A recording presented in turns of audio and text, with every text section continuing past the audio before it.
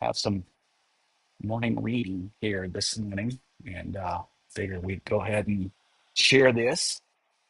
So, anyhow, we're going to be starting in Matthew 6. We're just going to read through there and see where the Lord takes us, right? All right. All right. So, good morning, Shane. I'm going to come over and say hi. All right. So, Shane's my early riser. Come on in here. Right here. Over here. You there? Right there. Yeah. Say hi. Hi. Okay. All right. So, we're going to try this out and see how it goes. Try to do it every morning and have some time together with the Lord, right? All right. So, Jesus said, red letter words, take heed. And I'm only reading because I have the mic. We'll get it set up to where Shane will be able to have it also. But right now, it's just been a little thorn in my flesh, so to speak. Hasn't been working too good. All right. So, anyhow, take heed that ye do not your alms. What is alms? Alms is your charity, your duties, your no, not your duties, um, your kindness before men. Uh, what does it mean by that? We're not doing it to be showy. We're doing it to really help someone, and we don't need an audience, right? Okay. And Jesus said, don't be focused on that. Don't be doing it because of that, to be seen of them. Otherwise, you have no reward of your Father which is in heaven. So God is literally telling us here that if you do things just because you want praise and just because you want people to see you, and this is what we call religion today, what Jesus called hypocrisy, right? Of those who wanted to portray Jesus but had really nothing to do with Jesus, right? So, verse 2, therefore, when you desire to do good, don't sound a trumpet before thee. Don't start out, hey, everyone, I'm getting ready to do this. Come check us out. He said, as the hypocrites do in the churches and in the streets or at your rallies and all these other extraneous type functions, right? Yeah. And that's what Jesus is getting at here, that they may have glory of men, so that they might kind of fulfill a reputation or a facade or an image that they want to portray, and they're doing it just because of that image. Ever see someone that, oh, yeah, I fed them. I did this for that one, and kind of goes right to the parable where Jesus said that the person went in to pray, and he said, Lord, I do my alms, I pray 3 times a day, I fast twice a week, I do all these things. I'm not like this publican, not like this sinner here. I'm not like that dirty person. And Jesus said, the publican, the sinner, so to speak, right? Yeah. Said he smote his chest. And I'll just kind of idle over here, he bowed his head, I would say. And he says, Lord, forgive me, for I'm a sinner. The point to that is that he humbled himself. He wasn't putting on for no audience. He wasn't making show. He was genuine. And in his heart, he had a reality of who he was in relation with God. And Jesus said that publican went down justified rather than the Pharisee, the religious person.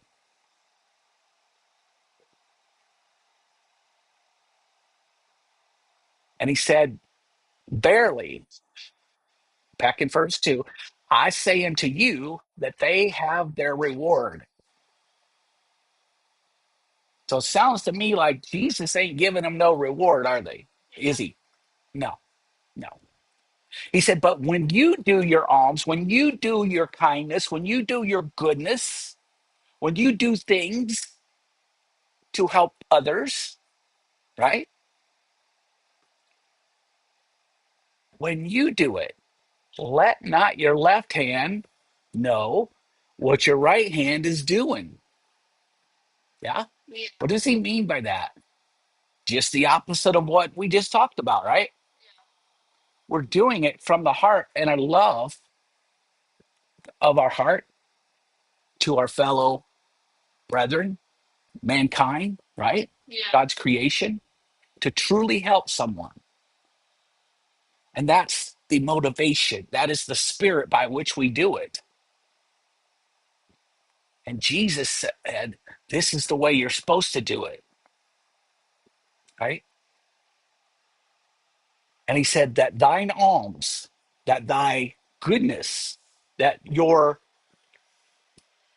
help of others may be in secret. And your Father, which seeth it in secret, himself shall reward you openly. Some people wonder why some people are blessed, why God hasn't just cracked a whip on them. Because what they see, oh, well, they got this fault, they got that fault. But God, he's looking on the heart and he's seeing what they do with a pure heart, right? With the mind of serving Jesus and having a true love for others, right? Kindness, right? And he went on to say, he didn't stop there. He said, and when you pray, don't be like the hypocrites. This is verse 5. For they love to pray standing in the churches or in the so called prayer rooms, right? Before and after church or whatever. Yeah. They love to pray when it benefits them, when it gives them a good appearance, right? When everybody's looking at them, they love that.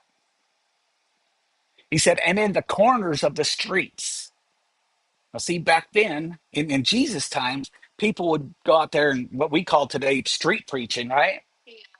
Um, or just hanging out, and what they call it today in religion is witnessing and all this other stuff. Well, that's not witnessing. Your life is your witness. What you do in secret, what you do with a pure heart is your witness. The life you live, right? The way you treat others and people. And don't say that it doesn't matter because, when Peter was denying Jesus, they said, oh, he's one of them. I know he's one of them. Your speech betrays you. And they said that about the other apostles too, because they were humble. They knew who had the power. It wasn't them, it was Jesus. Many tried to give them glory for miracles that God did. And they said, no, no, no, we're just men. We're just like you. We fail, but God doesn't. And by his grace, by his power, were these things done, right? And he said they love to stand in the churches. They love the corners of the streets that they may be seen of men. Verily, or true enough, I say to you, they have their reward. He's a great speaker. Well, there's your reward. I'd rather somebody say, "Yeah, I felt the power of God because of that person who wasn't even looking for it to be assigned to them. I just like that person because they have this good spirit that makes me want to love Jesus," right?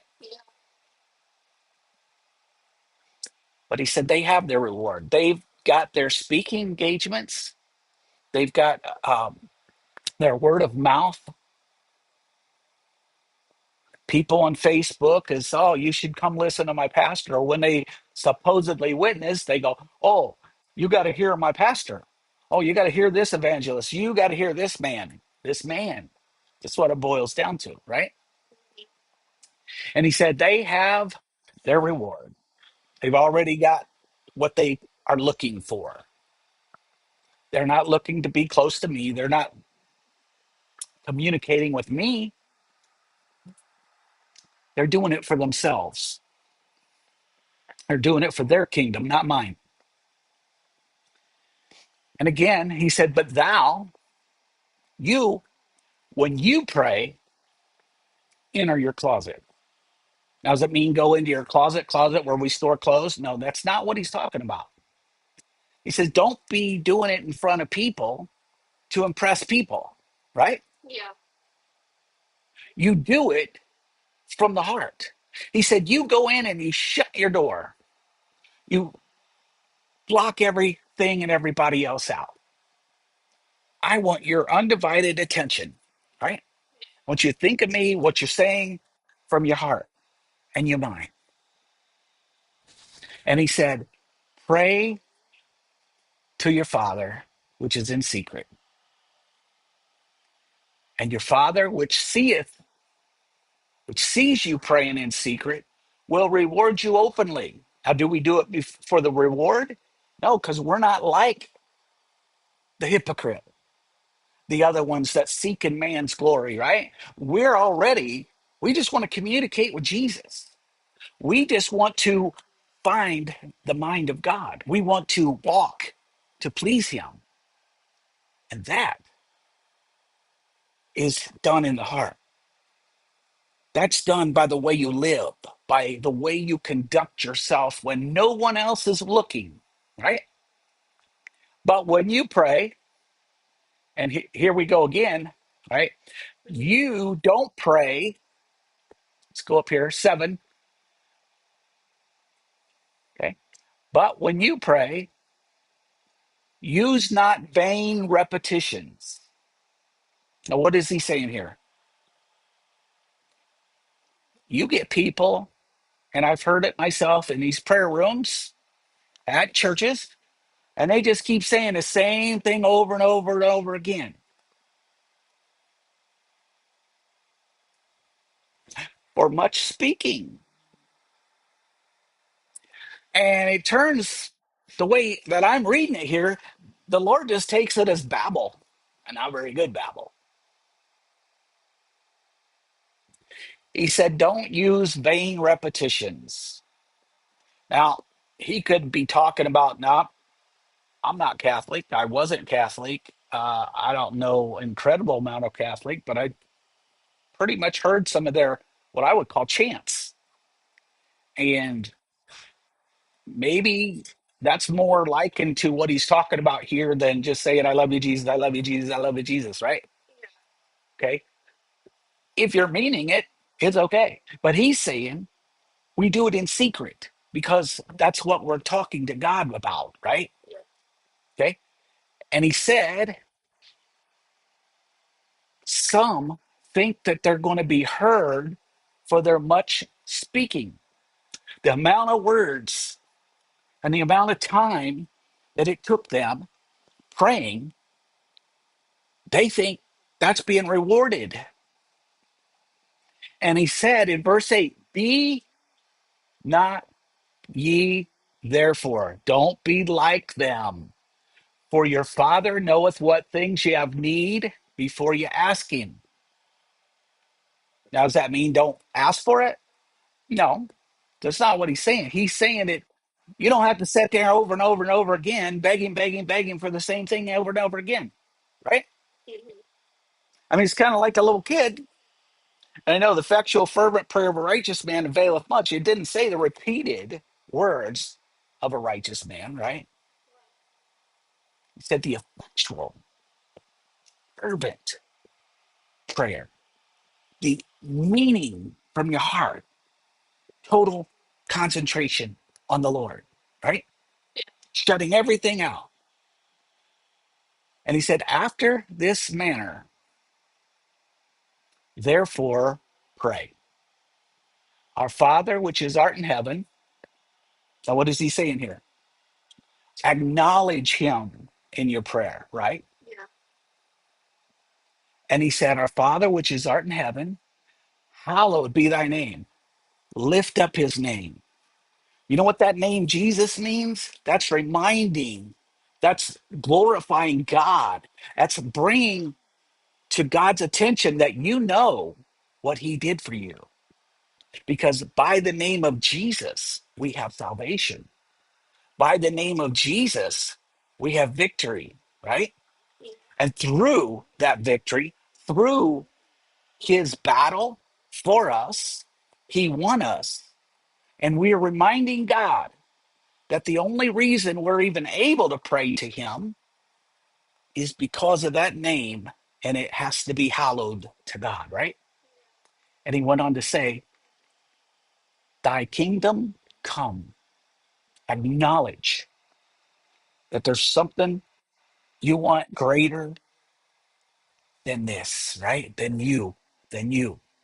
And he said, thy will be done in earth as it is in heaven. God, give me the strength to live the life here that I'm going to live when I get there, right? And he went on to say, give us this day our daily bread. And what are we doing? We're asking him, Lord, give us this day. With this day, help me sustain myself, right? Help me do good. And he said, and forgive us our debts. Help me with my faults. Forgive me, cleanse me, renew me, create in me a clean heart, O God, David said, right? And he said, give us this day our daily bread, that daily thing that's going to feed me. Your word is going to feed me. And that's what we're doing this morning. We're getting into his word. We're getting food for our soul and our attitude today, right? And we're thinking of him. And he said, and as we forgive our debtors, he didn't just say, oh, just take what you want. But he said, you got to give something to get it. You go with the same mind that you want me to forgive you, you forgive others. Be kind. Give people a break. We don't know what people are going through, right? And given the same circumstance or situation in our own life, we may be more flawed than what we think they are, right? By the way they're handling something that we don't even know what's going on. So God said, just look at people, give them grace, right? And lead us not into temptation. Well, does God lead us to sin? No. What is it saying here? It's saying keep us, right? Keep us in your arms of safety, right? And we build that safety by communicating with the Lord, okay? But deliver us from evil, okay? Temptations, the things that somebody said something mean to me, I want to say something back to them,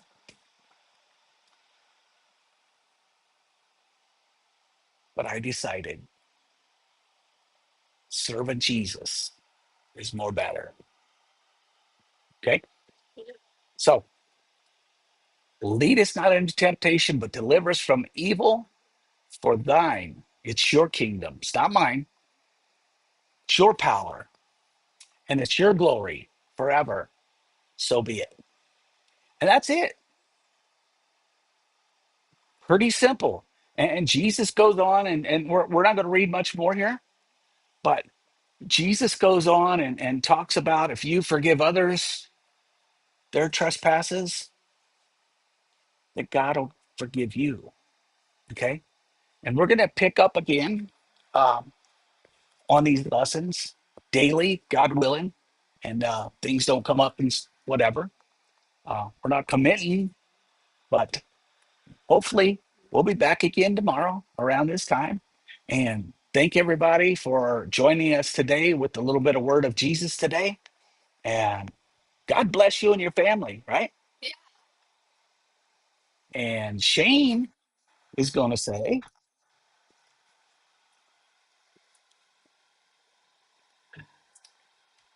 what you guys?